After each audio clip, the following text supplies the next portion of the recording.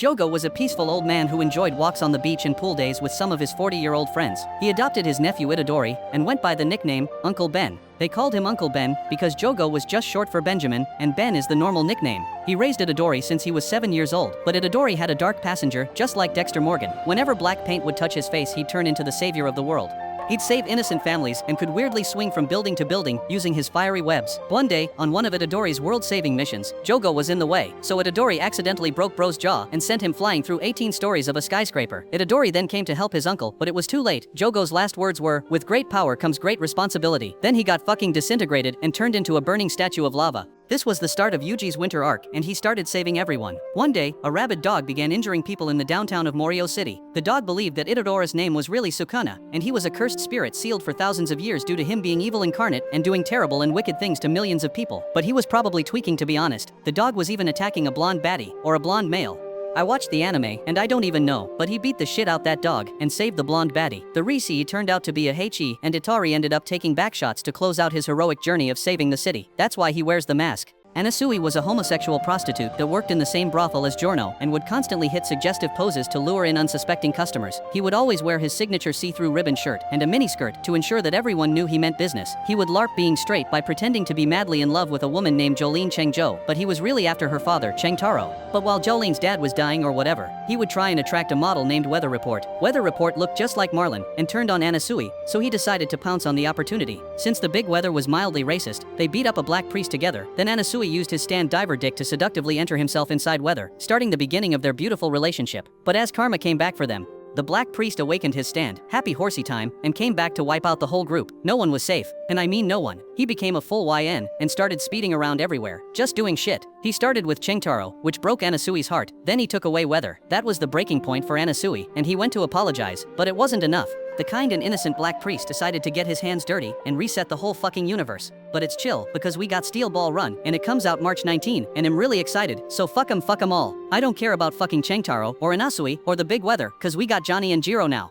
Akari was the leader of a Gamblers Anonymous group who helped gamblers recover from their addiction. He would never gamble and always choose the safe option no matter what. He only led the group to see the destruction gambling could bring to someone's life. One day his older brother Yuji Itadorito came in to tell Hikari that he had a gambling problem. Hikari got so upset he went and beat the shit out of Yuji. He couldn't believe that Yuji could bring such failure to their family name and dishonor them with the sin that gambling is. Each punch Hikari threw at his older brother hurt his soul, but not as much as gambling had. After that was done, Hikari and his steady girlfriend got up and left. After he left, his older brother didn't know what to do, so he picked up a face painting class where he practiced on himself. In my opinion, he looks stupid as shit and needs to wash the black paint off immediately. He just looks like he has autism and is trying to cover it up with a couple black lines. But Akari was happy to see this happen and decided to take it easy for a while. That is until the wicked and dishonorable Satoru Gojo used his domain expansion, Gambler's Relapse Portal, and sent Yuji into a spiraling addiction once again. This taught Hikari the meaning of evil, and he lived his life each day trying to be better than both his older brother and the washed-up magician Satoru Gojo. Follow me, follow me, follow me, follow me, follow me. Dio was a kind 1,000-year-old man just wanting a peaceful life in retirement until he was beaten and taken advantage of by a 17-year-old boy. He was a hard-working man and lived in Cairo due to his blue-collar job as a construction worker. He would always get made fun of because he walked around like he had a 40-inch dildo up his ass, but he paid them no attention and just continued to his lift back home.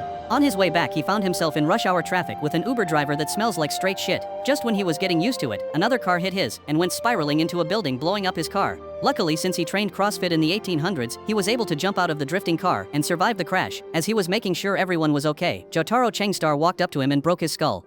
Dio was surprised and a little pissed since he was just doing a good deed, but Jotaro didn't care. Him and his entire gang decided to jump Bro for no reason. He didn't want to fight back, but he was forced to. So he used his stop time to try and convince them to stop attacking them, but he accidentally slipped his fist through Kakoin's stomach and killed him. He would apologize profusely, but it was all for naught. They had decided to kill him for this. Jotaro began throwing knives at him, but all he could do was fly away. Eventually, he decided to make amends by gifting Jotaro a road roller. He would say over and over, "Take it, take it, take it, take it, take it." But Jotaro would say, "Thank you, thank you, thank you, thank you." Then he fucking exploded. Koichi was the second humanoid sperm cell ejected from the penis of a man named Weather Report. Him and his brother were split up from the pool of nut they came from and lived very different lives. While Emporio saved the world from the cougar Jolene Chengzhou, Koichi grew up with a life of crime, stealing and beating up innocent businessmen and doctors. Even though he was the size of my penis, he would still beat people up and commit crimes all around Morio.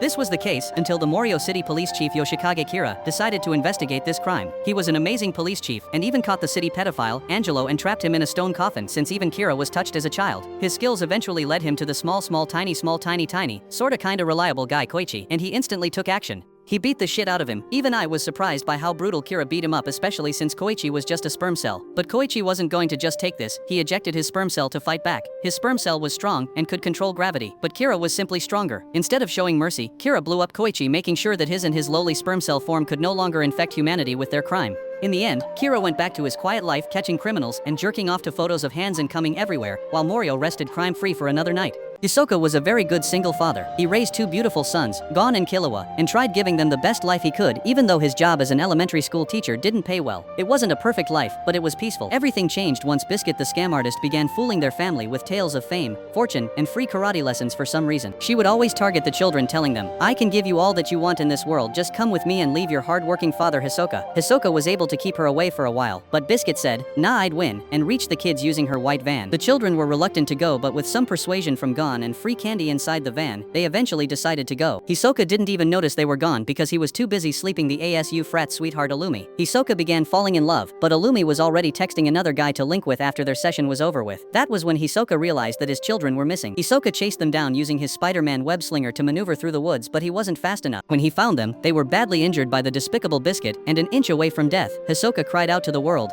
"Why must you do this to me after all the hard work I've put in?" As the kids slowly woke up, a wave of relief washed over him. He calmly and passionately told the kids, "I'm never taking my eyes off you again. Please don't leave me." Then they went on their way back home, while Hsoka kept a very close eye on the 2 boys. After a tough day, Hsoka decided to jerk off and go to bed, completing his post-game ritual and leaving the nut inside his spoiled undies. "Fuck you, Giorno, you piece of shit. I hate you and your stupid lewing fuck-ass stand and your dumb bullshit-looking haircut." Oh wait, wrong anime. Mjito was the deformed son of the world-renowned firefighter Sukuna. Life was always tough for him since he was a fat and annoying chud who would casually play with high schoolers even though he was 25 years old. But he had good intentions and was kind to everyone who approached him, so it didn't seem like a big problem.